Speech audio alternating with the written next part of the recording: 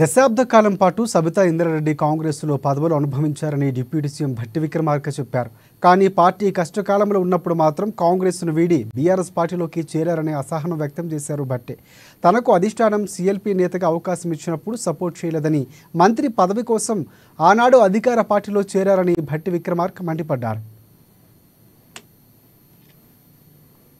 TRS పార్టీలో చేరినటువంటి వారు ఇవాళ బాధపడుతూ మాట్లాడుతున్న ఆవేదన చెందుతున్నా అంటే ఆవేదన చెందాల్సింది ఎవరు అధ్యక్ష?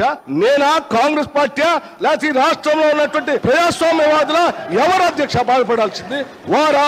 ఇంకా ఏం ముఖం పెట్టుకొని ఈ సభా నాయకుడిని రేవంత్ రెడ్డి గారిని, ముఖ్యమంత్రి గారిని పట్టుకొని ఇంకా మాట్లాడుతున్నారు. దేనికి మాట్లాడుతున్నారు అధ్యక్ష?